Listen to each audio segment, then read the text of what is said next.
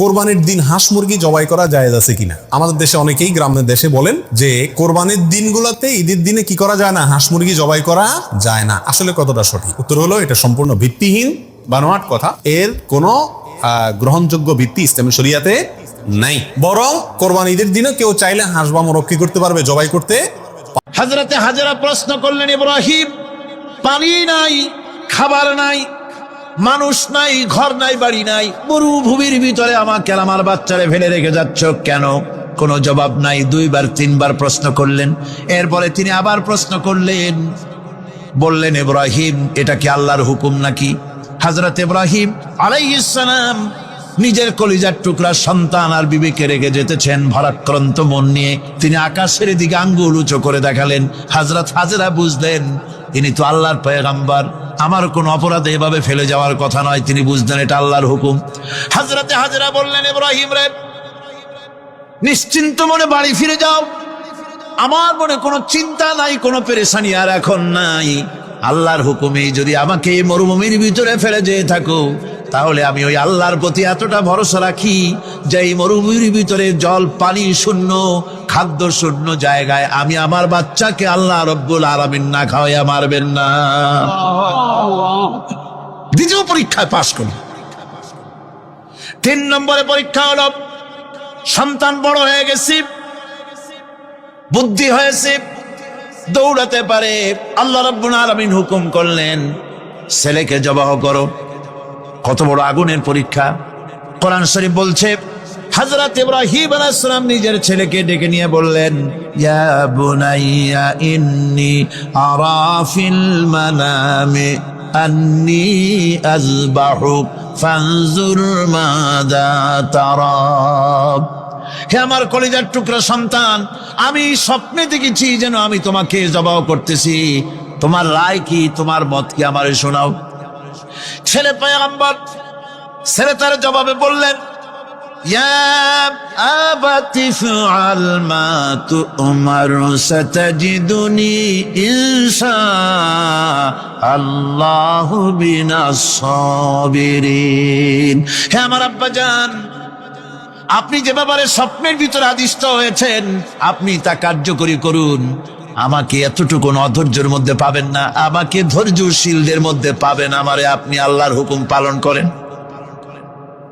আল্লাহ পাক শোনাচ্ছেন, ফালাম্মা আসলামা ওয়া তাল্লাহু লিল জাবিন। পিতা পুত্র দুজনই রাজি হয়ে গেল।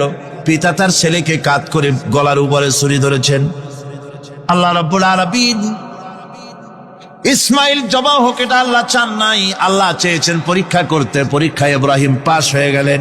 আল্লাহ পাক বলছেন, ওয়ানাদাইনাহু আইয়া ইব্রাহিম ক্বাদ সাদ্দাকতার রুইয়া ইন্না কাযালিকা নাজজিল মুহসিনিন। আমি ইব্রাহিমকে ডেকে বললাম, ইব্রাহিম, তুমি তোমার স্বপ্নকে বাস্তবে রূপ দিয়েছো, আর এভাবেই করি আমি মুহসিনিনদেরকে পুরস্কৃত করে থাকি। আল্লাহ পাক খুশি হলেন। আল্লাহ পাক বললেন, ইন্না হাযা লাবালাউল মুবিন। নিঃসন্দেহে এটি একটি বিরাট পরীক্ষা ছিল। ঠিক কি লাগান? আল্লাহ নিজে বলছেন এটা একটি বিরাট পরীক্ষা, আজিম ইমতিহান। সে ইমতিহানে তিনি পাশ করলেন। পরীক্ষায় উত্তীর্ণ হওয়ার জন্য রব্বুল আলামিন পুরস্কার দিয়া দিলেন। আল্লাহ পাক বললেন, সালামুন আলা ইব্রাহিম। পড়েন সবাই, সালামুন আলা ইব্রাহিম। ইব্রাহিমের প্রতি আল্লাহ পাক বললেন, ইব্রাহিমের প্রতি সালাম রইল। সুবহানাল্লাহি ওয়া বিহামদিহি। হযরত ঈসা আলাইহিস সালামকে খ্রিস্টানেরা তারা বলেছে, ওয়াকালাতিন নাসারাল মাসীহ ইবনুল্লাহ। মসিহ হচ্ছে কার ছেলে? নাউযুবিল্লাহ। বলেন সবাই, নাউযুবিল্লাহ। তাকে যখন আল্লাহর ছেলে বলা হলো, আল্লাহর পুত্র বলা হলো, রব্বুল আলামিন তার জবাবে বললেন, ইন হুয়া ইল্লা আবদুন আনআমনা আলাইহি। একজন বান্দা, তিনি আমার বান্দা ছাড়া আর কিছুই নন। আমি তার প্রতি অনুগ্রহ করেছি। বান্দা আমার বান্দা। আল্লাহ পাকের বান্দা হওয়ার ব্যাপারে কোন মানুষের লজ্জা থাকার কথা নয়। এমনকি আল্লাহ পাক ঈসা আলাইহিস সালাম সম্পর্কে বলছেন, লা ইয়াস্তানকিফাল মাসীহু আইয়াকুনা আবদান লিল্লাহি ওয়ালাল মালাইকাতুল মুকাররাবুন। মসিহ আল্লাহর বান্দা, তাতে কখনো বিন্দুমাত্র লজ্জা তিনি পোষণ করেন নাই যে আমি আল্লাহর বান্দা, আল্লাহর গোলাম। এটা একটা কথা হইল? এরকম লজ্জা তিনি পোষণ করেনি। এমনকি তার নিকটবর্তী ফেরেশতা যারা, তারাও আল্লাহর বান্দা গোলাম হওয়ার জন্য তাদের ভিতরে কোনো লজ্জা নাই। যারা নাকি আল্লাহর গোলাম, এই ব্যাপারে যাদের মধ্যে লজ্জার সৃষ্টি হয়, আল্লাহর গোলাম এটা কেমন কথা, বান্দা হওয়াটা কেমন কথা। যারা গোলামীকে অস্বীকার করে তাদের সম্পর্কে আল্লাহ পাক বলছেন, ওয়া মাইয়াস্তানকিফ আন ইবাদাতিহি ওয়া ইস্তাকবির ফাসায়াহশুরুহুম ইলাইহি জামিআ। কেউ যদি আল্লাহর বন্দেগী করার ব্যাপারে লজ্জা পোষণ করে, যদি লজ্জার কারণ মনে করে, অহংকার করে, গৌরব করে, তাহলে তারা পালাবে কোথায়, যাবে কোথায়?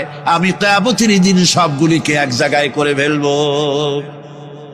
সুতরাং আল্লাহ পাকের গোলামিতে আল্লাহ যে বান্দা বলে যখন ডাকেন, লজ্জার কোনো কারণ নাই। অহংকার যে করবে সে নিজেকে ধ্বংস করবে। আল্লাহ পাক সব নবীদেরকে নিজের বান্দা বলেছেন। নবীরা কি আল্লাহ পাকের বান্দা। হযরত ইউসুফ আলাইহিস সালাম সম্পর্কে আল্লাহ পাক বলছেন, কাযালিকা লিনাসরিফা আনহু আস-সুআ ওয়াল ফাহশা ইন্নাহু মিন ইবাদিনাল মুখলাসিন। এরূপই ঘটল যাতে আমি ইউসুফ আলাইহিস সালামকে, আমার বান্দা, তাকে আমি নির্লজ্জতা ইত্যাদি থেকে আমি রক্ষা করেছি। নিশ্চয়ই হযরত ইউসুফ ছিল আল্লাহ পাকের বান্দা, আল্লাহ পাকের আব্দ। রাসূল করিম সাল্লাল্লাহু আলাইহি ওয়াসাল্লাম তিনি হচ্ছেন সর্বশ্রেষ্ঠ আল্লাহর পয়গম্বর।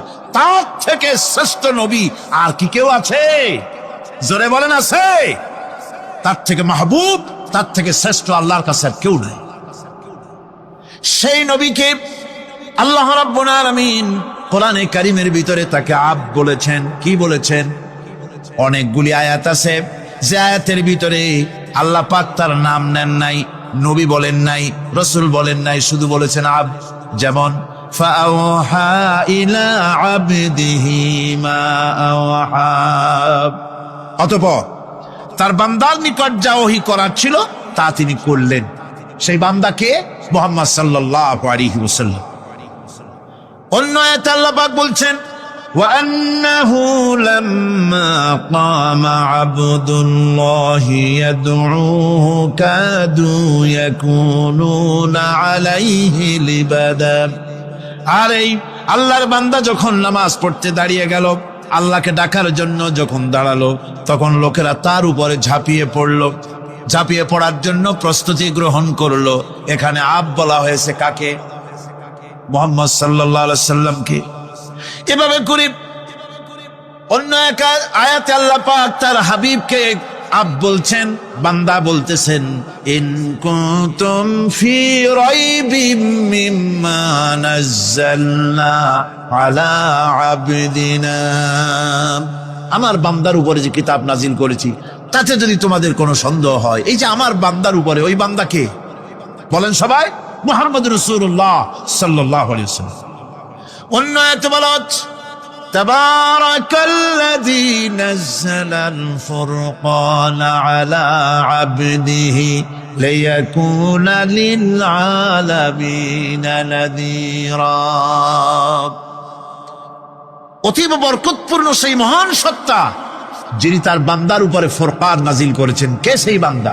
মুহাম্মদ সাল্লাল্লাহু আলাইহি ওয়াসাল্লাম। মেরাজের ঘটনা বলতে গিয়ে আল্লাহ রাব্বুল আলামিন বলতেছেন, সুবহানাল্লাযী আসরা বিআবদিহি লাইলাম মিনাল মাসজিদিল হারামি ইলাল মাসজিদিল আকসা।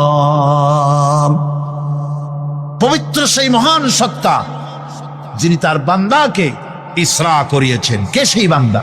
মুহাম্মদ রাসূলুল্লাহ সাল্লাল্লাহু আলাইহি ওয়াসাল্লাম। সুতরাং আবদিয়াত, ইবাদত, গোলামি, এটা হচ্ছে মানুষের জীবনের সবচেয়ে বড় মর্যাদাকর খেতাব আল্লাহর পক্ষ থেকে আল্লাহর বান্দা হওয়া। গোলামি পরিপূর্ণরূপে হবে কেবলমাত্র আল্লাহ পাকের। এই গোলামির জন্যই আল্লাহ পাক আমাদেরকে সৃষ্টি করেছেন, অন্য কোনো কাজে আমাদেরকে সৃষ্টি করেন নাই। সেই জন্য আমাদেরকে গোলামি করতে হবে, আনুগত্য করতে হবে কেবলমাত্র কার বলুন তো? এই গোলামি যদি সঠিকভাবে করি, যদি বান্দারা যারা আল্লাহ পাকের বান্দা বলে গোলাম বলে নিজেদেরকে দাবি করে, যদি সঠিকভাবে ইবাদতটা করা যায়, তাহলে আল্লাহ তাদের জন্য কি ওয়াদা করেছেন শুনুন। দুনিয়ায় তাদেরকে আল্লাহ পুরস্কার দেবেন, আখেরাতেও দেবেন। এটা বন্ধ করে, দুনিয়া এবং আখেরাতে আল্লাহ পুরস্কার দেবেন। সে পুরস্কারটা কি? দুনিয়ার পুরস্কারটা আগে শোনেন। আল্লাহ পাক বলেন, যারা আমার ইবাদত করবে তাদের ব্যাপারে আমার ওয়াদা শোনো। ওয়াদাল্লাহুল্লাযীনা আমানু ওয়া আমিলুস সালিহাতি লায়াস্তাখলিফান্নাহুম ফিল আরদি কামাস্তাখলাফাল্লাযীনা মিন ক্বাবলিহিম। তোমাদের মধ্যে যারা ঈমান এনেছে এবং সৎ কাজ করেছে, আল্লাহ রাব্বুল আলামিন তাদের ব্যাপারে আল্লাহর ওয়াদা হচ্ছে, আল্লাহর প্রতিজ্ঞা হচ্ছে, আল্লাহ ওয়াদা করতেছেন তাদেরকে জমিনের উপরে প্রতিষ্ঠিত করবেন। যেমন করে তোমাদের পূর্বপুরুষদেরকে প্রতিষ্ঠিত করা হয়েছিল, ওইভাবে তোমাদেরকে প্রতিষ্ঠিত করা হবে। সুবহানাল্লাহ। প্রতিষ্ঠিত করা হবে মানে রাষ্ট্র ক্ষমতা দেওয়া হবে। কি দেওয়া হবে? যদি গোলাম হও, যদি কি হও? গোলাম।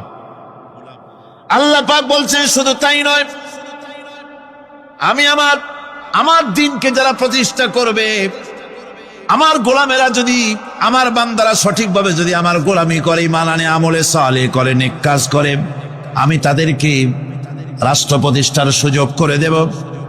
আর তাদের জন্য ভীতির পরিবর্তে, সন্ত্রাসের পরিবর্তে শান্তি কায়েম করে দেব। সুবহানাল্লাহ। وَلَيُمَكِّنَنَّ لَهُمْ دِينَهُمُ الَّذِي ارْتَضَىٰ لَهُمْ وَلَيُبَدِّلَنَّهُمْ مِنْ خَوْفِهِمْ أَمْنًا। তাদের দিনকে তারা নিজেদের জন্য যা পছন্দ করেছে, অবশ্যই তিনি তা কায়েম করে দিবেন এবং সন্ত্রাস আর ভীতির পরিবর্তে আল্লাহ নিরাপত্তা দান করবেন। জোরে কোন সুবহানাল্লাহ। সন্ত্রাস বন্ধ হবে, চুরি, ডাকাতি, জেনা, ব্যভিচার সব বন্ধ হয়ে যাবে। তোমরা ক্ষমতায় থাকবে, তোমরা ডমিনেটেড হবে না, তোমরা ডমিনেট করবে। গোটা পৃথিবীকে শাসন করবে, শাসিত তোমরা হবে না। আর ভীতির পরিবর্তে নিরাপত্তা তোমরা লাভ করবে। কি করলে? ইয়াবুদুনানি লা ইউশরিকুনা বি শাইআ। সুতরাং তারা যেন আমার ইবাদত করে এবং আমার সঙ্গে যেন কাউকে শরীক না করে। আল্লাহ বলছেন, তোমরা যদি আমার সাথে শরীক না করো, ইবাদতের মধ্যে কাউকে যদি শরীক স্থাপন না করো, আর যদি তোমরা আমার ইবাদতটা সলিড ভাবে আমার জন্যই করো, তাহলে রাষ্ট্র ক্ষমতা তোমাদের হাতে আসবে, সন্ত্রাস নির্মূল হবে, শান্তি প্রতিষ্ঠিত হবে। এই হচ্ছে দুনিয়ার পুরস্কার। এটা কিসের পুরস্কার? আর আখিরাতের পুরস্কারের কথা বলা হচ্ছে। وَمَن يُطِعِ اللَّهَ وَرَسُولَهُ وَيَخْشَ اللَّهَ وَيَتَّقِهِ فَأُولَئِكَ هُمُ الْفَائِزُونَ। যে ব্যক্তি আল্লাহ এবং রাসূলের আনুগত্য করেছে, আল্লাহকে ভয় করে চলেছে, তার গজব থেকে বেঁচে রয়েছে, সেই হচ্ছে সফল কাম। সফল কাম মানে কি? কিয়ামতের দিন আল্লাহ পাক তাদেরকে জান্নাত দান করবেন। আল্লাহ পাক তাদেরকে কিয়ামতে কি দিবেন? জান্নাত দিবেন, চিরস্থায়ী শান্তির জায়গা, সেই জান্নাত লাভ করা যাবে। আজ ইবাদতের এই যে গুরুত্বপূর্ণ ইবাদত, এই ইবাদতের ভুল অর্থ সমাজের ভিতরে ছড়িয়ে আছে। সাধারণ মানুষও ভুল করেছে, অসাধারণ মানুষেরাও ইবাদতের ভুল অর্থ করে ভুলের মধ্যে নিমজ্জিত আছে বিরাট সংখ্যক লোকেরা। সাধারণ মুসলমানেরা তারা যে ভুলটা করলো এবাদতের অর্থ করতে গিয়ে, সেটা হলো এই, সাধারণ লোকেরা মনে করলো কয়েকটা অনুষ্ঠানের নাম হচ্ছে ইবাদত, নামাজ, রোজা, হজ, যাকাত, সাদকা, ফিতরা, এর নাম হলো ইবাদত। অনুষ্ঠান শেষে তারা নিজেদেরকে স্বাধীন মনে করলো। তারা আল্লাহ পাকের প্রত্যেকটি আইনের ধারাকে লঙ্ঘন করলো। বছরে একবার রোজা রেখে, বছরে 1 মাস রোজা রেখে মনে করলো ইবাদত শেষ। 5 ওয়াক্ত নামাজ পড়ে মনে করলো ইবাদত শেষ। আমি প্রশ্ন করি, 5 ওয়াক্ত নামাজের নামই যদি হয় ইবাদত, 5 ওয়াক্ত নামাজের নামই ইবাদত, এটাই যদি হয়, তাহলে 5 ওয়াক্ত নামাজ পড়তে সময় লাগে কত? উজু টুজু করে বড় জোর 1-1.5 ঘন্টা সময় লাগে 5 ওয়াক্ত নামাজ পড়তে। তো এর নাম যদি হয় ইবাদত, তার অর্থ কি দাঁড়াবে? অর্থ দাঁড়াবে আপনি 24 ঘন্টার ভিতরে 1 থেকে 1.5 ঘন্টার জন্য আল্লাহর গোলাম, বাকি 22 ঘন্টার জন্য শয়তানের গোলাম হতে কেউ রাজি আছেন? রোজার নামই যদি হয় শুধু ইবাদত, তাহলে তার অর্থ দাঁড়াবে বছরের ভিতরে 1টা মাসের জন্য আপনি আল্লাহর গোলাম, আর 11 মাসের জন্য শয়তানের গোলাম হতে কেউ রাজি আছে? তাহলে বিষয়টা কি? বিষয়টা হচ্ছে নামাজ, রোজা, হজ, যাকাতি শুধুমাত্র ইবাদত নয়, আনুষ্ঠানিক ইবাদত তো বটেই, কম্পালসারি ইবাদত তো বটেই, কিন্তু শুধুমাত্র নামাজ, রোজা, হজ, যাকাত ইবাদত শুধুমাত্র নয়, এগুলি হচ্ছে ইবাদতের পার্ট, ইবাদতের অংশ। বরং জীবনের সব ক্ষেত্রে আল্লাহর হুকুমকে মানার নামই হচ্ছে, ভাইরা আমার, একদিকে নামাজ রোজা করছি, অন্যদিকে আল্লাহর আইনের প্রতিটি ধারাকে লঙ্ঘন করে চলছে, মিথ্যা ওয়াদা করে, মিথ্যা কথা বলে, সুদ খায়, ঘুষ খায়, জেনা করে, এরপরে অন্যের হক নষ্ট করে, প্রতিবেশীর হক নষ্ট করে, হারাম মাল খায়, হকদারের হক নষ্ট করে, প্রতিবেশীর হক নষ্ট করে, জিন্দা মুর্দা মানুষকে নিজের জন্য শক্তিধর বলে মনে করে, 1 টুকরা রুটির জন্য অথবা 1 ফোঁটা 1 ঘটি পানির জন্য কাফেরের কাছে হাত পেতে দাঁড়ায় থাকে। এই যদি অবস্থা হয়, এটাই যদি হয় ঈমান, আর এটার নামে যদি ইবাদত হয়, তাহলে এই পৃথিবীর মুসলমানের আজ লাঞ্ছিত কেন? আল্লাহর ওয়াদা কি মিথ্যা? নাউযুবিল্লাহি মিন যালিক। আমাদের ইবাদত যদি ঠিক হয়, যদি সত্যিকারের ইবাদত যদি আমরা করে থাকি, তাহলে ক্ষমতায় ইমানদারেরা নাই কেন? বিশ্ব জুড়ে মুসলমানেরা লাঞ্ছিত কেন? তাহলে বুঝতে হবে ইবাদতের মধ্যে বিরাট গরমিল করে ফেলেছি, ঠিক কিনা?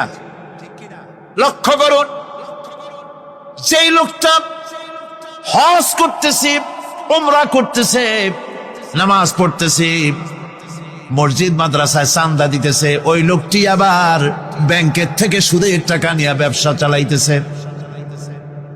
ব্যবসা ঠিক রাখার জন্য, ইনকাম ট্যাক্স ফাঁকি দেওয়ার জন্য ব্যবসায়ীরা 2 ধরনের 3 ধরনের খাতা মেনটেন করছে। কথা ঠিক কিনা?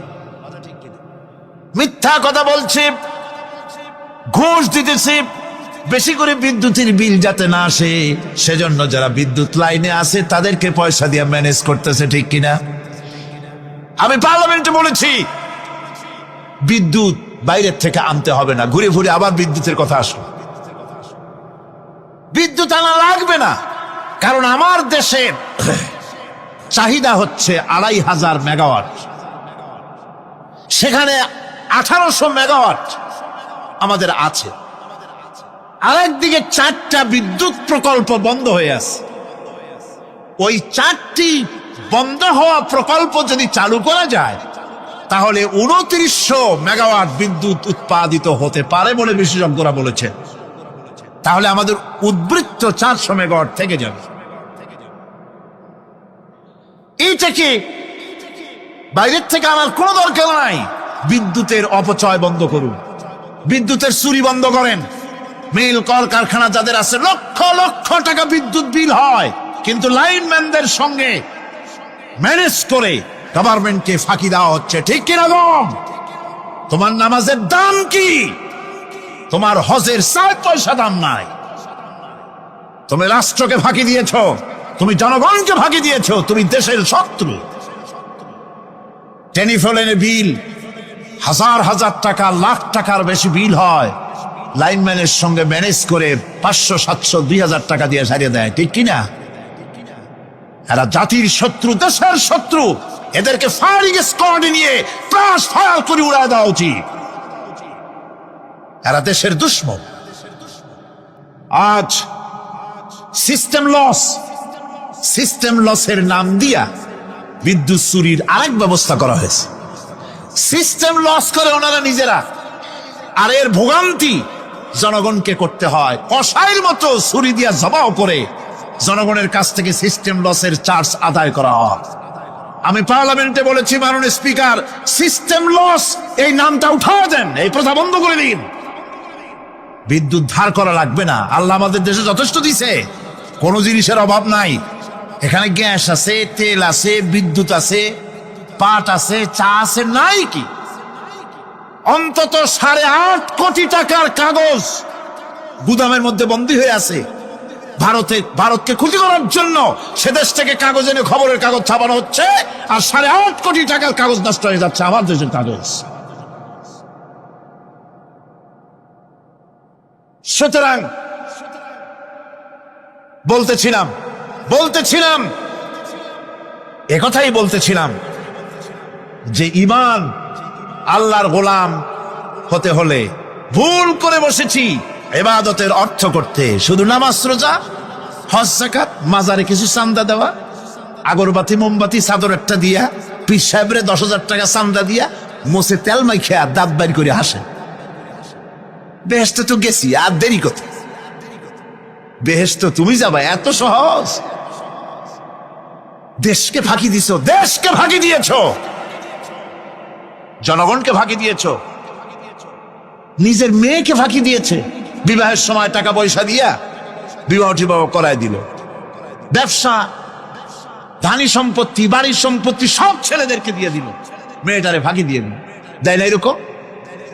ফুপুকে ফাঁকি দিল, বোনকে ফাঁকি দিল। এরপরে মোনাজাত করে সবে বরাতে, আল্লাহ আমারে বেহেশত দিও। ফেরেশতারা কয়, মর তুই আগে, বেহেশত তোরে কেমনে দেয় ভালো করে দেখায় দেব। বেটা তুই যাবি বেহেশতে? এত সোজা? ওটা মামু বাড়ির বারান্দা নাকি? এত সহজ নয়। সুতরাং সাধারণ মানুষ মারাত্মক ভুল করেছে এখানে। নামাজ, রোজা, হজ, যাকাত ইবাদত, আর কিছু কি ইবাদত মনে করে নাই? আপনার চাকরি আপনার ইবাদত, চাকরিতে ফাঁকি দেওয়া যাবে না। আপনি সুস্থ মানুষ, মেডিকেল লিভ নিয়ে ওয়াজ মাহফিল অথবা কোনো ইজতেমায় যাওয়া যাবে না, কোনো চেল্লা দিতে যাওয়া যাবে না। মেডিকেল লিভ নিয়ে আপনি সুস্থ মানুষ, কেন আপনি মেডিকেল লিভ নিচ্ছেন? আপনি ফাঁকি দিতে পারবেন না। সরকারি চাকরি করেন, মিল কলকারখানায় চাকরি করেন, ফরজ নামাজ পড়েছেন ভালো কথা, সুন্নাত পড়েছেন ভালো কথা, নফল পড়বেন না। জোহরের নফল পড়া বাদ দিন। যদি আপনি চাকরিজীবী হন, চাকরি করেন, ওটাই ইবাদত। এর নাম ইসলাম, এর নাম ইসলাম। গভর্নমেন্ট যে বেতন দেয় সেই বেতনের উপরে সন্তুষ্ট থাকুন, ঘুষ খাইয়েন না। যদি বেশি বেতন লাগে গভর্নমেন্টের কাছে দাবি জানান যে আমাদের বেতন বাড়ায় দাও। ঘুষ খাবেন কেন? হারাম। জোরে কোন এটা কি? এই ঘুষের টাকা মাজারে দিয়া, পীরেরে দিয়া আল্লাহরে খুশি করবেন, এত সহজ না, এত সহজ না। সেই জন্য আমি সব ভাইদের খেদমতে আরজ করব, ইবাদত হচ্ছে জীবনের সব ক্ষেত্রে গোলামি, সকল ক্ষেত্রে গোলামি। চাকরিতে, অফিসে, আদালতে, কলকারখানায়, ক্ষেত খামারে, পার্লামেন্টে, সেক্রেটারিয়েটে, সেনানিবাসে, স্কুলে, কলেজে, বিশ্ববিদ্যালয়, সর্বত্র গোলামি কার? আল্লাহ পাকের। রিজকে হালাল করতে হবে, উপার্জনকে হালাল করতে হবে, সত্যিকারের আল্লাহর গোলাম হতে হবে। এক্ষেত্রে ইবাদতের অসাধারণ ব্যক্তি যারা, তারাও এক শ্রেণীর অসাধারণ ব্যক্তিরাও ভুল করে বসছেন। তারা যে ভুলটা করলেন ওটা হচ্ছে, তারা তাসবিহ, জায়নামাজ, খানকাহ, হুজরাখানা এর ভেতরে বসে জিকির আজগার করাটাকেই জীবনের জন্য আল্লাহর ইবাদত মনে করে নিলেন। আল্লাহর বান্দারা যখন অনাচার ব্যভিচারে লিপ্ত, আল্লাহর আইনের পরিবর্তে যখন মানুষের তৈরি করা আইন চলছে, চেচনিয়া বসনিয়া যখন মানুষদেরকে জবাও করা হচ্ছে, বসনিয়ার মুসলমান সন্তানদেরকে যখন জবাও করা হয়, কাশ্মীরের স্বাধীনতাকামী মুসলমানদের অধিকার হরণের জন্য তাদের উপরে যখন বন্য হায়নার মতো পশুর মতো যখন ভারতীয় শত্রু সৈন্যরা যখন হামলা চালায়, সোমালিয়ার মানুষগুলি যখন না খেয়ে তাদের হাড় পাঁজরার হাড়গুলি যখন বেরিয়ে যায়, তখনও যদি আপনি খানকার ভেতরে থেকে তসবি পড়েন আর তাহাজ্জুদের নামাজ পড়ে কপালে দাগ লাগান, এই অন্যায়ের বিরুদ্ধে যদি সোচ্চার না হন, আপনার এই তসবির কোনো দাম নাই। আপনাকে সোচ্চার হতে হবে, আপনাকে অন্যায়ের বিরুদ্ধে খাড়া হতে হবে। একদিকে তাহাজ্জুদের নামাজ তো পড়বেনই, জিকির তো করবেনই, কোনো সন্দেহ নাই। আর একদিকে সিংহের মতো অন্যায়ের বিরুদ্ধে গর্জে উঠতে হবে। তাতে যদি প্রয়োজন হয় মুজাদ্দেদ আল ফেসানির মতো কারারুদ্ধ হন না কেন, সেটাই কিসমত, সেটাই তকদীর। হক কথা বলতে হবে। এই জন্য আমার বারবার মনে পড়ে আজকের এক শ্রেণীর লোক আমাদের দেশে এক শ্রেণীর লোক বাইরের থেকেও আসে, বিদেশ থেকেও আসে, নামের আগে আওলাদে রসুল লাগান। ফেদায়ে রসুল, মুজাহিদে মিল্লাত, আওলাদে রসুল। আজীব, তুমি আওলাদে রসুল যদি হবে, তাহলে তুমি যে দেশের মানুষ, সেই দেশে মুসলমানদের যখন জবাও করা হয়, পার্লামেন্টে কথা বলে বেরিয়ে আসো না কেন? তোমার জেল হয় না কেন? কংগ্রেসের সেন্ট্রাল বডির সদস্য হয়ে আওলাদ রসুল লাগাইয়া বাংলাদেশের রাজনীতিতে নাক গলাতে দেওয়া হবে না। এরা কংগ্রেসের পা চাটা গোলাম। এদেরকে চিনতে হবে, যারা আমার দেশে এসে মুসলমানদের মধ্যে বিভেদ সৃষ্টি করতে চায়। আমার মুসলমান ভাইয়েরা, সুতরাং আজকে আমাদেরকে বুঝতে হবে, নামের আগের 14 হাত লম্বা বিশেষণ দেখে ভুললে চলবে না। কথা মনে থাকবে, এরা কংগ্রেসের গোলাম। বাবরি মসজিদ যখন ভেঙে ফেলা হলো, তখন তো কোন আওলাদ রসুলের নাম তো শুনি নেই। তখন তো নামটা শুনছি ওই বুখারী বেটার, বাপের বেটা ইমাম বুখারী। তিনি বলেছেন, আমি ভারতের দিল্লির জুমা মসজিদের ইমাম শুধু নই, আমি ভারতের 18 কোটি মুসলমানের ইমাম। বাবরি মসজিদকে গড়ে দিতে হবে। কোরআন শরীফের বিরুদ্ধে যখন কলকাতা হাইকোর্টে কেস করা হয়েছিল কোরআনকে ব্যান করার জন্য, সেদিন তো কোনো আওলাদ রসুলের নাম শুনি নাই। সেদিন তো ওই বুখারী বেটাই বলেছেন, ভারতের হাইকোর্ট থেকে কোন জাজ, কোন বিচারক যদি কোরআন শরীফ ব্যান করা হলে বলে এই কথাটি উচ্চারণ করে, তাহলে আমি তাকে পায়ের তলে পাড়িয়ে ধরে বাম হাত দিয়ে তার জিহ্বাটা টেনে ছেড়ে ফেলে দেব।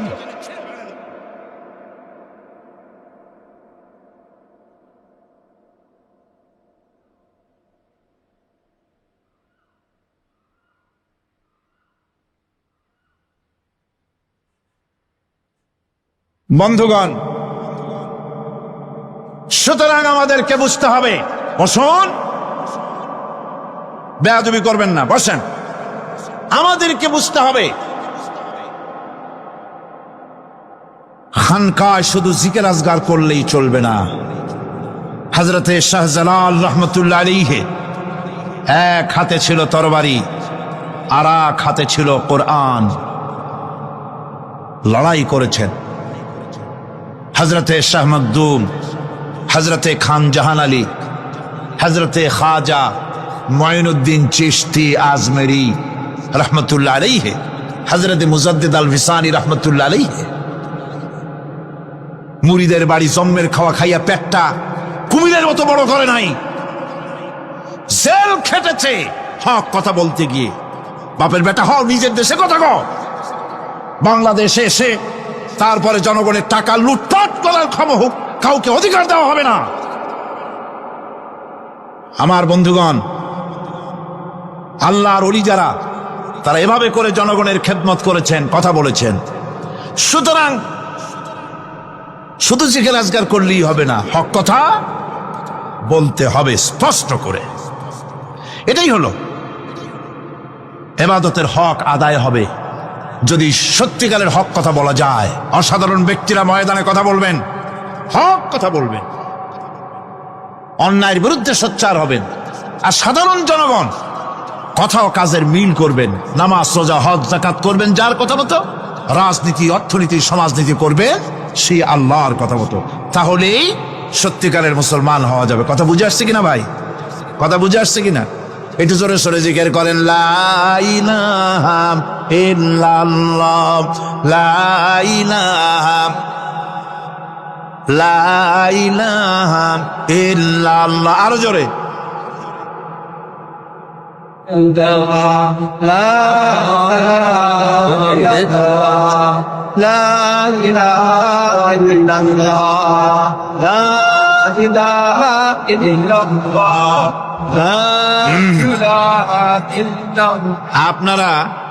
আপনারা যদি মাথা উঠাইয়া দেখতে থাকেন তো কি দেখবেন? মানুষের মাথা আর টুপি ছাড়া তো কিছুই দেখা যাবে না। কাজী ওঠা বসা না করে আজকে এক পবিত্র রাত আমরা আল্লাহর কাছে দোয়া করব। আলোচনার আমি এগিয়ে যাচ্ছি। এবাদত আমাদেরকে বুঝতে হবে। এবাদত যদি না বুঝি তাহলে মুসলমান বলে দাবি করারও কোনো মূল্য নাই। মানব জন্ম বৃথা। কারণ হচ্ছে আল্লাহ রাব্বুল আলামিন বলেছেন, মা খালাকতুল জিন্না ওয়াল ইনসা ইল্লা লিয়াবুদুন। মানুষ আর জিন জাতিকে আমি সৃষ্টি করেছি আমার গোলামির জন্য। কার গোলামি? ওই গোলামির পূর্ণাঙ্গ নমুনা যদি জানতে চাই, পূর্ণাঙ্গ নমুনা দৃষ্টান্ত লাগবে। কাকে অনুসরণ করব? পূর্ণাঙ্গ ইবাদতের আল্লাহর গোলামির পূর্ণাঙ্গ নমুনার জন্য কোরআনে কারিমে দৃষ্টান্ত সেট করা হয়েছে। হযরত ইব্রাহিম আলাইহিস সালামের আল্লাহ পাক বলেন, ইয ক্বালা লাহু রাব্বুহু আসলিম ক্বালা আসলামতু লিরাব্বিল আলামিন। তার অবস্থা এই ছিল। কার? ইব্রাহিম আলাইহিস সালাম। তার অবস্থা এই ছিল যে তার রব যখন তাকে বললেন আনুগত্যের মস্তককে অবনত করে দাও, তিনি বললেন আমি আমার বিশ্বপালকের সামনে মাথাটা নত করে দিলাম। সুবহানাল্লাহ। কোন শর্ত ছাড়াই মাথা নিচু করে দিলাম। এই পন্থায় তিনি যে পন্থাটা অবলম্বন করেছিলেন, এই পন্থায় চলার জন্য তার সন্তানদেরকেও তিনি হুকুম করেছিলেন। ووصى بها إبراهيم ببنيه ويعقوب يا بني إن الله اصطفى لكم الدين فلا تموتن إلا وأنتم مسلمون। ইয়াকুব এবং ইব্রাহিম আলাইহিস সালাম তার সন্তানদেরকে এই উপদেশ দিয়েছিলেন যে তিনি বলেছিলেন, হে আমার সন্তানেরা, আল্লাহ ছাড়া তোমাদের জন্য আল্লাহ পাক এই দ্বীনকে মনোনীত করেছেন। আল্লাহ পাকের আনুগত্য করবে, তার দ্বীনের প্রতি সারেন্ডার করবে। আর খবরদার মুসলমান না হয়ে যেন তোমরা মরে যেও না। মৃত্যু মুসলমান অবস্থায় থাকবে, অর্থাৎ মৃত্যু পর্যন্ত থাকবে কি অবস্থায়? মুসলমান অবস্থায়।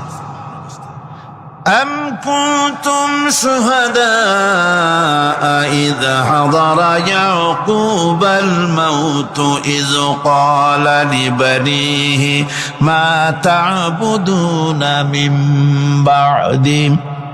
ইয়াকুব আলাইহিস সালাম তার মৃত্যুর সময় জিজ্ঞেস করেছিলেন, ও আমার সন্তানেরা, আমার মৃত্যুর পরে তোমরা কার ইবাদত করবে, কার গোলামি করবে?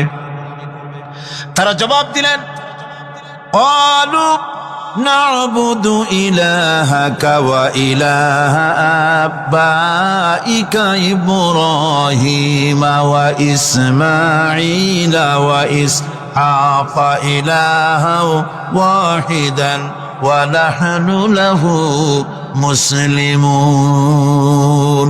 নিঃসন্দেহে আমরা ইবাদত করব, গোলামি করব আপনার রবের, আপনার পিতার রবের, এবং আল্লাহর ইবাদত করব। আপনিও আপনার পূর্বপুরুষ ইব্রাহিম, ইসমাইল যে আল্লাহকে ইবাদত করেছে সে আল্লাহ পাকের ইবাদত আমরা করব এবং তার অনুগত হয়ে থাকব। দাসত্ব এবং পূর্ণাঙ্গ দাসত্বের গোলামীর পূর্ণাঙ্গ নমুনা হচ্ছেন হযরত ইব্রাহিম আলাইহিস সালাম। আল্লাহ গোটা জমিন যখন শিরকের অন্ধকারে ডুবে গিয়েছিল তখন হযরত ইব্রাহিম আলাইহিস সালাম তাওহীদের আলো জ্বালিয়ে দিয়েছিলেন। এই নিবেদিতদের ইমাম হিসাবে আল্লাহ পাক তাকে ঘোষণা দিলেন। কোরআনে কারীম বলছে وَإِذَا ابْتَلَى إِبْرَاهِيمَ رَبُّهُ بِكَلِمَاتٍ فَأَتَمَّهُنَّ قَالَ إِنِّي جَاعِلُكَ لِلنَّاسِ إِمَامًا।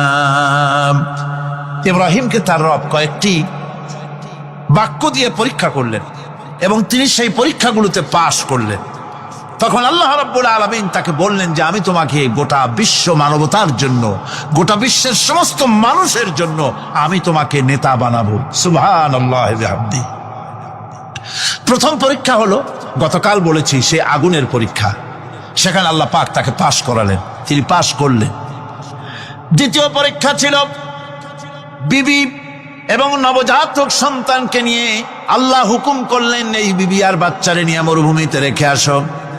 মরুভূমিতে যেখানে ঘর নাই বাড়ি নাই সেই জায়গায় বিবি এবং বাচ্চাকে রেখে যাওয়ার সময় তিনি বললেন রব্বানা ইন্নী আসকানতু মিন যুররিয়াতি বিওয়াদিন গায়রি যী যারইন ইনদা বাইতিকাল মুহাররাম।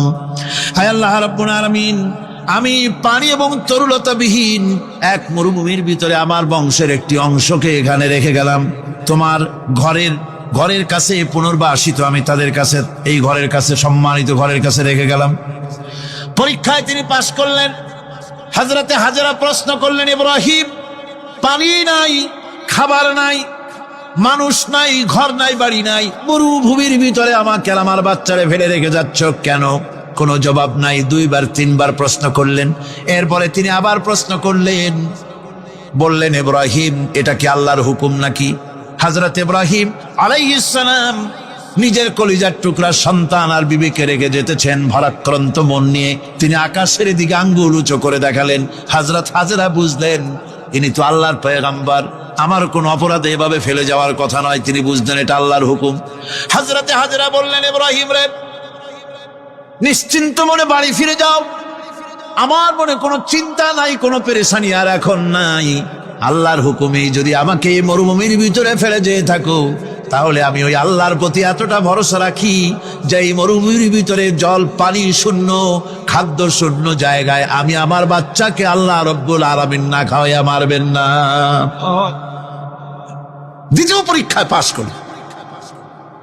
3 নম্বরে পরীক্ষা হলো সন্তান বড় হয়ে গেছে, বুদ্ধি হয়েছে, দৌড়াতে পারে। আল্লাহ রাব্বুল আলামিন হুকুম করলেন ছেলেকে জবাহ করো। কত বড় আগুনের পরীক্ষা! কোরআন শরীফ বলছে হযরত ইব্রাহিম আলাইহিস সালাম নিজের ছেলেকে ডেকে নিয়ে বললেন, ইয়া বুনাইয়া ইন্নী আরা ফিল মানামি আন্নী আযবাহুক ফানজুর মাযা তারা। হে আমার কলিজার টুকরা সন্তান, আমি স্বপ্নে দেখেছি যেন আমি তোমাকে জবাহ করতেছি, তোমার রায় কি, তোমার মত কি আমারে শোনাও। ছেলে পয়গম্বর, ছেলে তার জবাবে বললেন, ইয়া আবাতি ফাআল মা তু'মার সাতাজিদুনি ইনশাআল্লাহু বিনাস সাবিরিন। হে আমার আব্বাজান, আপনি যে ব্যাপারে স্বপ্নের ভিতরে আদিষ্ট হয়েছেন আপনি তা কার্যকরী করুন। আমাকে এতটুকু অধৈর্যের মধ্যে পাবেন না, আমাকে ধৈর্যশীলদের মধ্যে পাবেন। আমারে আপনি আল্লাহর হুকুম পালন করেন। আল্লাহ পাক শোনাচ্ছেন, ফালাম্মা আসলামা ওয়াতাল্লাহু লিল জাবিন। পিতা পুত্র দুজনই রাজি হয়ে গেল। পিতা তার ছেলেকে কাঁধ করে গলার উপরে ছুরি ধরেছেন। আল্লাহ রাব্বুল আলামিন ইসমাইল জবাই হোক, এটা আল্লাহ চান নাই, আল্লাহ চেয়েছেন পরীক্ষা করতে। পরীক্ষায় ইব্রাহিম পাশ হয়ে গেলেন। আল্লাহ পাক বলছেন ওয়ানাদাইনাহু আইয়া ইব্রাহিম কদ সাদ্দাকতার রুইয়া ইন্না কাযালিকা নাজিল মুহসিনিন। আমি ইব্রাহিমকে ডেকে বললাম, ইব্রাহিম তুমি তোমার স্বপ্নকে বাস্তবে রূপ দিয়েছো, আর এভাবেই করি আমি মুহসিনিনদেরকে পুরস্কৃত করে থাকি। আল্লাহ পাক খুশি হলেন। আল্লাহ পাক বললেন ইন্না হাযা লাবালাউল মুবিন, নিঃসন্দেহে এটি একটি বিরাট পরীক্ষা ছিল। ঠিক কি না গো? আল্লাহ নিজে বলছেন এটা একটি বিরাট পরীক্ষা, আজিম ইমতিহান। সে ইমতিহানে তিনি পাশ করলেন। পরীক্ষায় উত্তীর্ণ হওয়ার জন্য রব্বুল আলামিন পুরস্কার দিয়া দিলেন। আল্লাহ পাক বললেন সালামুন আলা ইব্রাহিম। পড়েন সবাই, সালামুন আলা ইব্রাহিম।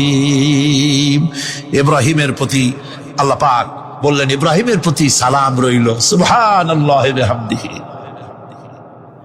ইবাদত এর আনুগত্যের এই উৎকৃষ্ট দৃষ্টান্ত স্থাপনের পর আল্লাহ পাক তার গোটা বিশ্বের মুসলমানদেরকে কিয়ামত পর্যন্ত ইব্রাহিম আলাইহিস সালামকে জাতির পিতা বানায়া দিলেন। সুবহানাল্লাহ। কইতে ইচ্ছা করে না? এই রকমের পরীক্ষা কোন পিতারা দিতে পারছে নাকি? গোটা বিশ্বের সমস্ত মানব মণ্ডলীর জন্য আল্লাহ পাক ইব্রাহিম আলাইহিস সালামকে কিয়ামত পর্যন্ত জাতির পিতা হিসাবে ঘোষণা করেছেন। সুবহানাল্লাহ। মিল্লাতা বিকুম ইব্রাহিম হুয়া সাম্মাকুমুল মুসলিমিন। তোমরা তোমাদের পিতা ইব্রাহিমের মিল্লাতের উপর প্রতিষ্ঠিত হও। আল্লাহ পাক বলছেন তোমাদের পিতা ইব্রাহিমের মিল্লাতের উপরে প্রতিষ্ঠিত হও, আর আল্লাহ তোমাদের নাম রেখেছে মুসলমান। তোমরা হচ্ছে মুসলমান। আমাদের পরিচয়, ওই যে পরিচয়ের কথা আগে হয়ে গেছে, আমাদের পরিচয় আমরা মুসলমান। আমাদের পরিচয় কি? মুসলমান। এটা প্রথম পরিচয়।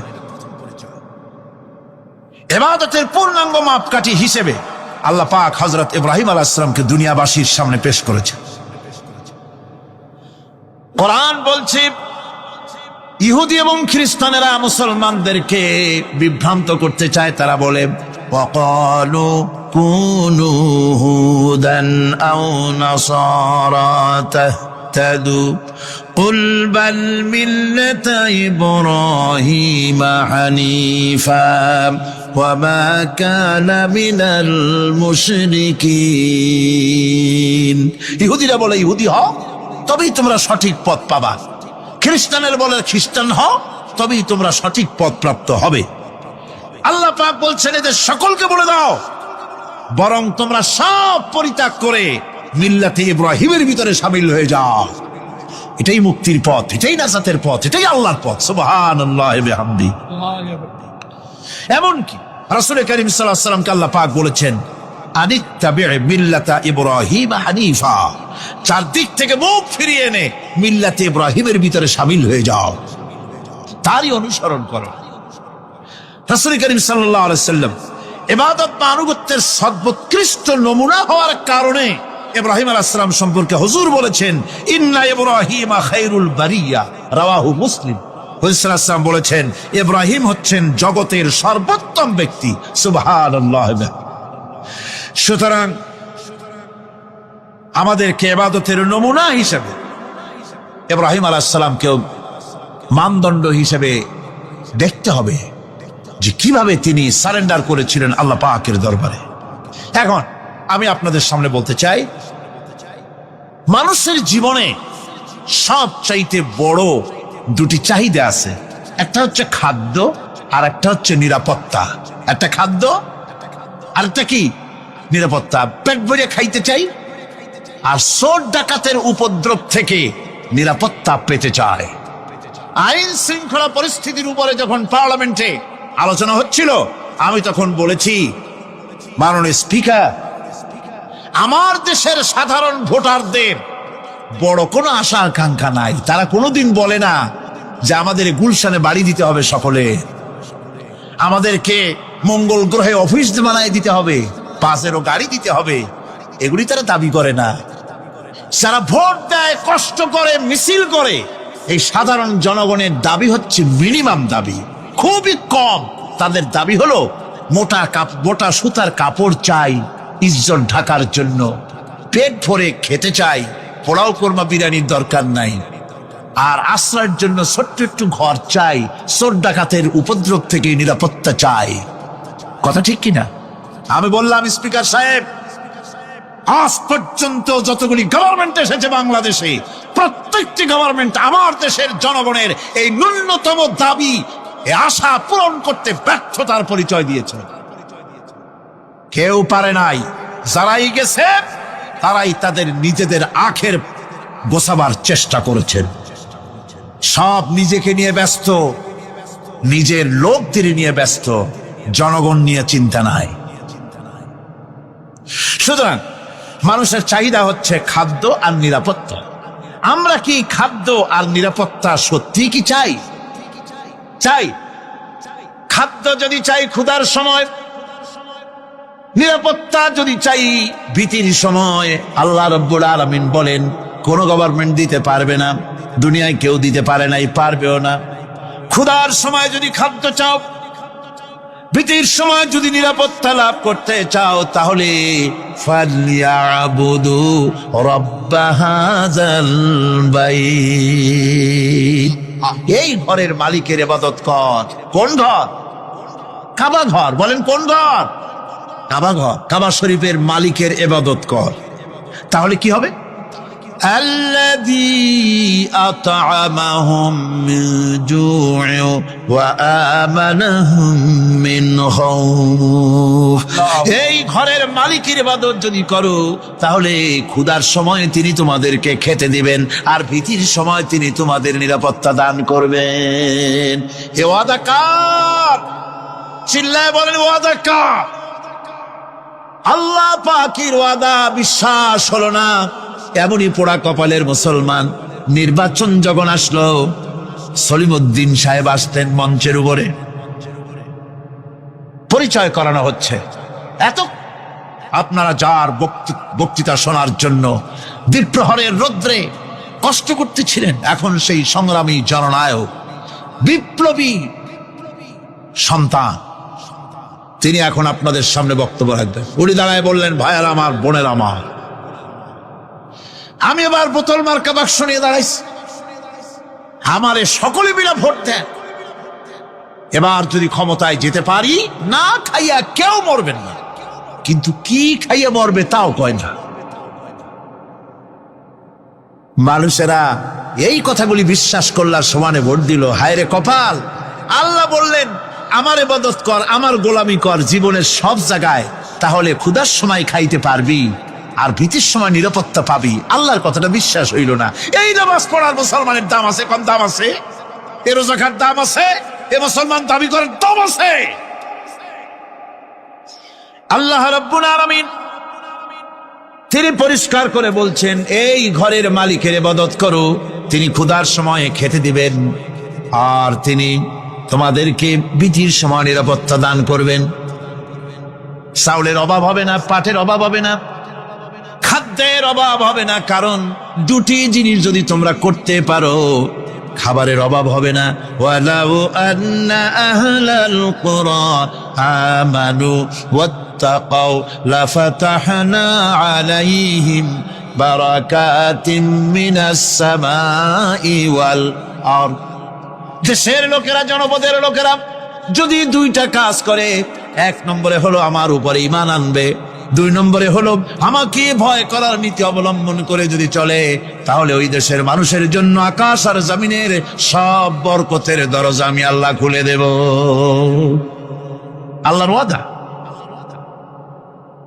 আল্লাহ পাকের নিকট মানুষের সবচাইতে বড় দাবি কি? আল্লাহর কাছে মানুষের সবচাইতে বড় দাবি কি করতে পারেন? আল্লাহ পাকের কাছে মানুষের শ্রেষ্ঠ দাবিটা আল্লাহ নিজেই শিখাই দিয়েছেন। আমার কাছে দাবি কর, ইহদিনাস সিরাতাল মুস্তাকিম। আয় আল্লাহ, একটা সোজা একটা সরল রাস্তা আমারে দাও, একটা সহজ পথ আমারে দাও। এই কথা সূরা ফাতিহা দাবি করার পর আল্লাহ রাব্বুল আলামিন এই অভিনন্দনের জবাবে, 7টা বাক্যের অভিনন্দনের জবাবে আল্লাহ রাব্বুল আলামিন 30 পারা কোরআন শরীফ নাজিল করে দিলেন। সূরা ফাতিহার এই সওয়ালের জবাবে আল্লাহ পাক বললেন, ওয়া আনি'বুদুনি হাযা সিরাতুম মুস্তাকিম। সোজা রাস্তা চাও, আমার গোলামি করো, ইবাদত করো। সব জায়গায় ইবাদত, গোলামি করাই লাগবে। আমার কাছে সোজা রাস্তা চাও, সোজা রাস্তা হলো আমার গোলামি করা। কার গোলামি? বেহেশতে যেতে চান? আমি আস্তে জিগেলাম বলে আপনারও আস্তে জবাব দিলেন। বেহেশতে যেতে চান? সুবহানাল্লাহ। এমন কোন মানুষ আছে নাকি যে বেহেশতে যেতে চায় না, মদ খোর যাইতে চায়? সবাই, আমরা সবাই বেহেশতের আশা করি, ঠিক কিনা? আল্লাহ রাব্বুল আলামিন বলেন, বেহেশতে যদি যেতে চাও তাহলেও ইবাদত করা লাগবে, ইবাদত ছাড়া জান্নাতে যাওয়া যাবে না। ফাদখুলি ফি ইবাদি ওয়াদখুলি জান্নাতি। সর্বপ্রথম আমার বান্দার মধ্যে দাখিল হয়ে যা, আমার গোলামির মধ্যে দাখিল হওয়া, আমার গোলাম হয়, এরপরে আমার জান্নাতে চলে যা। আগে গোলাম হবি, তারপরে কোথায় যাবি? জান্নাতে যাবে। আগে গোলাম হ, আগে গোলামির খাতায় নাম লেখা, আগে সত্যিকারের আমার বান্দা হ, গোলাম, এরপরে জান্নাতে যাওয়া যাবে। জান্নাতে যাইয়া আল্লাহর সাথে কি দেখা করতে চাই? আল্লাহর সাথে দেখা করতে চাই। আল্লাহ রাব্বুল আলামিন বলেন, ফামান কানা ইয়ারজু লিকা রাব্বিহি ফালইআমাল আমালান সালিহান ওয়া লা ইউশরিক বিইবাদাতি রাব্বিহি আহাদা। তোমাদের মধ্যে যদি কেউ আল্লাহর সঙ্গে, তার রবের সঙ্গে যদি কেউ দেখা করতে চায়, তাহলে সে যেন ভালো ভালো কাজ করে, নেক কাজ করে, আর তোমার রবের সাথে অর্থাৎ আল্লাহ রাব্বুল আলামিনের সাথে ইবাদতের মধ্যে যেন কাউকে শরীক না করে। শিরক যদি না করো, খাঁটি গোলাম, খাঁটি বান্দায় যদি পরিণত হতে পারো, কিয়ামতের দিন আল্লাহ রাব্বুল আলামিনের সঙ্গে দিদার নসিব হয়ে যাবে। এই গোলামি করব কতদিন? কতদিন গোলামি করব? এই প্রশ্নের জবাবে আল্লাহ রাব্বুল আলামিন কোরআনে কারীমের মধ্যে জবাব দিয়ে দিয়েছেন, ওয়া'বুদ রাব্বাকা হাত্তা ইয়াতিয়াকাল ইয়াকিন। মৃত্যু পর্যন্ত, যতক্ষণ না নাক দিয়ে শেষ প্রশ্বাসটি, নিঃশ্বাসটি বেরিয়ে যাচ্ছে, ততক্ষণ পর্যন্ত আনুগত্য, গোলামি সবটা হবে কার? জোরে চিল্লা এখন, কার? এই গোলামি জীবনের সব ক্ষেত্রে করতে পারলে আমরা মুসলমান, আর করতে না পারলে মুসলমান নামে মুনাফিক। না পারলে কি? মুনাফিক। বন্ধুগণ, ইয়াকা না'বুদু পর্যন্ত বলে ওয়া ইয়াকা নাস্তাইনের কথাটা শোনাচ্ছি। সূরা ফাতিহার ভিতরে আমরা পড়ি, পড়েন আমার সাথে, ইয়াকা না'বুদু ওয়া ইয়াকা নাস্তাইন। আয় আল্লাহ, একমাত্র তোমার গোলামি করি আর একমাত্র তোমার কাছে সাহায্য চাই। তুমি ছাড়া কারো কাছে সাহায্য? এটা কি ঠিক? এটা কি আমাদের মনের কথা, ইমানের কথা? আল্লাহ করুন, আল্লাহ করুন, বলি আমিন। হাদিস শরীফে বলা হয়েছে, ইজা সাআলতা ফাসআলিল্লাহ ওয়া ইজা ইসতাআনতা ফাসতাইন বিল্লাহ। কিছু চাইতে হলে আল্লাহর কাছে চাও, কিছু বলতে হলে, ভিক্ষা করতে হলে আল্লাহর কাছেই ভিক্ষা করো। কার কাছে ভিক্ষা করবেন? আল্লাহর কাছে বলুন। আমার বন্ধুগণ, আমি আমার ঈমান থেকে কথা বলি, আমি আমার ঈমান থেকে কথা বলি। কোরআন এবং হাদিস পড়ে যতটুকু আল্লাহ বোঝার তৌফিক দিয়েছেন, সেই কথাগুলি পেশ করার জন্য চেষ্টা করি। বন্ধুগণ, এদিক ওদিক কোনো দিকে না ঘুরে মসজিদে যান, মসজিদে গিয়ে নামাজ পড়েন, আর আল্লাহর কাছে হাত পেতে আল্লাহরে বলেন। সেজদা গিয়া যখন রব্বুল আলামিনের দরবারে কিছু চাইবেন, হুজুরের কাছে জিজ্ঞেস করা হয়েছে, হুজুর, বান্দা কখন আল্লাহর নিকটবর্তী হয়ে যায়? আল্লাহর নবী বলেছেন, বান্দা যখন সেজদা দেয় তখন বান্দা একেবারে আল্লাহ পাকের কাছে চলে যায়, আল্লাহর কাছে চান। যা দরকার, ছেলে নাই, মেয়ে নাই, বউ নাই, অথবা চাকরি নাই, প্রমোশন চাই, ব্যবসায় উন্নতি চাই, যা দরকার কাকে বলবেন? মনটাকে পরিষ্কার করুন, আজকে মনটাকে সাফ করুন, সমস্ত দুর্বলতা থেকে মনকে উঠায় আনো, বিশ্বাস করুন যা চাওয়ার, যা বলার সবটা আল্লাহর কাছে। কার কাছে? আমি তার গোলাম। আমি কার গোলাম? আল্লাহ ছাড়া কারো কাছে আমার অভিযোগ তুলবো না, সবটা বলবো আল্লাহর কাছে। বলে দেখেন আল্লাহ পাক কিভাবে আপনাকে সাহায্য করেন। সুবহানাল্লাহ। ভাইরা আমার, আল্লাহ রাব্বুল আলামিন রাসূল করিম সাল্লাল্লাহু আলাইহি ওয়াসাল্লামকে বলেছেন, ফাইদা ফারাগতা ফানসাব ওয়া ইলা রাব্বিকা ফারগাব। যখন তুমি খালি হাত হয়ে যাবে, দাঁড়িয়ে যাবে এবং তোমার রবের কাছে মিনতি জানাবে, কিছু যখন থাকবে না, তোমার রবের কাছে দাঁড়ায় যাও আর তার কাছে মিনতি জানাও, তোমাকে আল্লাহ ভরপুর করে দিবেন। ভান্ডের কোনো অভাব নাই। আমাদের ভান্ড হচ্ছে যত দেব তত কমবে, আর আল্লাহর ভান্ড যত দেয় তত সমান সমান থাকে, মোটেই কমে না, মোটেই কমে না। সুতরাং দয়াল বাবা, বাবাজান, কেবলাজান বাবা কি যে কবে আর কি করবে দিশা করতে পারে না। গান বাজনা, তারপরে গোসল শরীফ, কি জানি হাবিজাবি শরীফ, কোন শেষ নাই, বেদাত দিয়ে ভরে গেছে। এগুলি বিশ্বাস করবেন না, বিদআত খারাফা, এর সাথে মুসলমানের কোনো সম্পর্ক নাই। গান বাজনার সাথে মুসলমানের কোনো সম্পর্ক। হাতে কতগুলো ঢোল নিয়ে তারপরে মাজারের কাছে গিয়ে ঢোল বাজায়, কবরের কাছে মাথায় কতগুলো চুল, দাঁতে ময়লা, মোষগুলা ঠোঁট দুইটা ঢাইকিয়া দাড়ির কাছে এসে পড়ছে।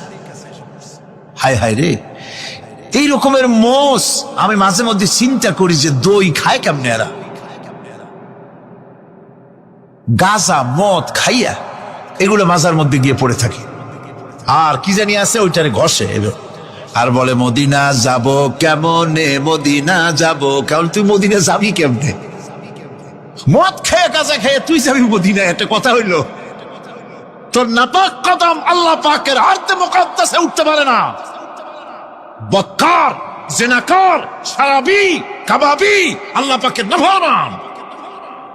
কতগুলা শালু কাপড় গায়ে দিয়া, মাথায় কতগুলা চুল রাখিয়া, তারপরে গ্রামের নামে শরীফ। আশ্চর্য কথা, এই গ্রামের নাম শরীফ, ওই গ্রামের নামের মাথায় গিয়া শরীফ। শরীফ তো মক্কা শরীফ, মদিনা শরীফ, কোরআন শরীফ, হাদিস শরীফ। আর শরীফের দরকার নাই। শরীফের জাত মারছে গ্রামে গ্রামে শরীফ লাগাইয়া, কর্ণফুলী শরীফ, চন্দ্রঘোনা শরীফ। আশ্চর্য কথা, শরীফ শব্দটা ইজ্জত থাকা উচিত, ঠিক কিনা কন? আপনাদেরকে সতর্ক হতে হবে। আনুগত্য এবং গোলামি সকল ব্যাপারে আল্লাহ পাকের করতে হবে। চাইতে হবে কার কাছে? আল্লাহর কাছে। আমার এই কথা আপনাদের মনে আছে কিনা জানি না। সম্রাট শাহজাহানের সময় এক ফকির, এক ভিক্ষুক ভিক্ষা করে বেড়াতো। 70-80 বছর বয়স হয়ে গিয়েছে। এক লোক বলছে, সারা জীবন তো তোমার ছোটবেলা থেকে ভিক্ষা করতে দেখলাম। সে বলল, মানুষে দেয় তো 2 পয়সা, 1 পয়সা, ভিক্ষা ছাড়া করবোটা কি? লোকটি বলল, তোমার একটা পরামর্শ দেই, একদিন সম্রাটের কাছে গিয়ে যে দেখো, একবারে যা দেবে খাইয়া কুলাইতে পারবে না। সম্রাট শাহজাহান কোথায় আছে এখন? দেখো গিয়া মসজিদে আছে। লোকটি মসজিদের বাইরে গিয়ে দেখে সম্রাট একা হাত তুলে বসে আছে, চোখ থেকে পানি পড়তেছে দর দর করে, দাড়ি ভিজে জামায় পড়তেছে। বহুক্ষণ দাঁড়িয়ে আছে। এরপরে সম্রাট তার মুনাজাত শেষ করে বেরিয়ে আসছেন। ফকিরের সঙ্গে দেখা। ফকির বলল, আসসালামু আলাইকুম। তিনি বললেন, ওয়ালাইকুম আসসালাম ওয়া রাহমাতুল্লাহ। ফকির রওনা করেছে। বাদশা বলছে, তুমি তো একজন ভিক্ষুক মানুষ বলি মনে হয়, আমার কাছে তো কেউ কিছু না চাইয়া যায় না, তুমি যে কিছু না চেয়েই চলে যাচ্ছ। ভিক্ষুক বলছে, জাহাপানা, সত্যি কিছু চাইতে এসেছিলাম আপনার কাছে, কিন্তু আপনার অবস্থা দেখে আমার জ্ঞানের চোখ খুলে গেছে। আমি দেখতে পেলাম আমি যে সম্রাটের কাছে ভিক্ষা চাইতে আসলাম, আমি তো শুধু তাকায় আছি, আমি তো কান্দি না, বরং আমি যার কাছে চাইতে এসেছি তিনি আমার চাইতে আরো নগণ্য ভিক্ষুকের মতো হয়ে কার কাছে যেন হাত পেতে চোখের পানি ফেলে কান্দে। মনে মনে ভাবলাম, সম্রাট কান্দে যে সম্রাটের কাছে, ওই আল্লাহ ছাড়া জীবনে কারো কাছে কিছু চাইব না।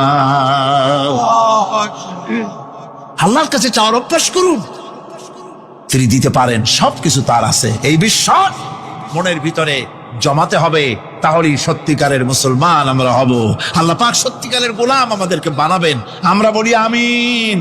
اللهم إنا نعوذ بك من الفتن ما ظهر منها وما بطن اللهم إنا نعوذ بك من إبليس وجنوده ومن الشيطان وشركه اللهم إنا نعوذ بك من خليل ماكر عيناه يريان قلبه يرعان إن رأى حسنة دفنها وإن رأى سيئة أذاعها يا جابر العزم الكثير يا رازق الطفل الصغير يا بديع العجائب بالخير يا بديع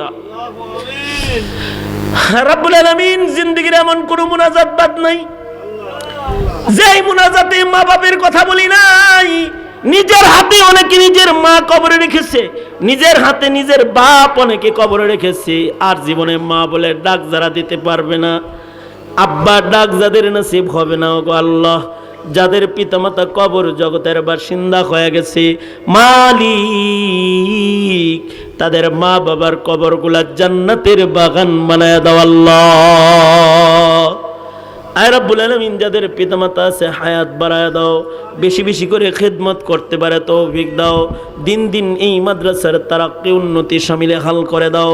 মুদাররিসিন মুহাদ্দিসিন হযরত উলামায়ে কেরাম যারা খেদমতে আছেন, পুরনূর ওয়ালা বরকত ওয়ালা হায়াত তাদের তুমি দান করো। তালেবান ইলমে নবুওয়াতদের যিহন যাকাওয়াত ফাহম সমঝ আলী বানায় দাও। আকাবিরদের খালাওয়াদের দ্বারায় পূরণ করে দাও আল্লাহ। اللهم اجعلنا من التوابين واجعلنا من المتطهرين واجعلنا من عبادك الصالحين الغر المحجلين الوفد المتقبلين। অনেক কিছু বলার, সংক্ষেপ কথা, যত কল্যাণ শব্দও যত কল্যাণ তার থেকে ধরে ধরে বাঁচাও। বিশ্ব মুসলিমের নাজাত আর শান্তি দাও। সুবহানা রাব্বিকা রাব্বিল ইজ্জাতি আম্মা ইয়াসিফুন ওয়া সালামুন আলাল মুরসালিন ওয়ালহামদুলিল্লাহি রাব্বিল আলামিন। আমিন আমিন আমিন বিরহমাতিকা ইয়া আরহামার রাহিমিন। মুসাফা হবে না, মুসাফা হবে না, মুসাফা হবে না, হবে না, শুধু সালামে বিদায়।